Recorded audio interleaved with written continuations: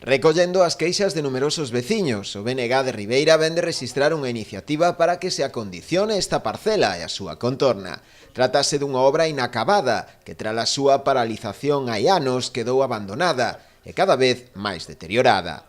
O mal estado do peche da parcela súmase ao deterioro provocado nas beirarrúas das rúas axacentes, supoñendo un risco para o tránsito de peóns.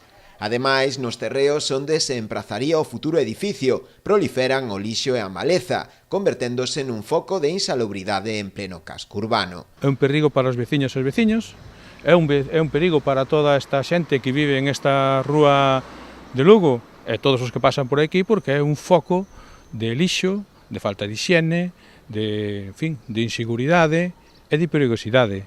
Hai que ter en conta que este edificio, o que está realizado realmente é unha excavación que sería o soto.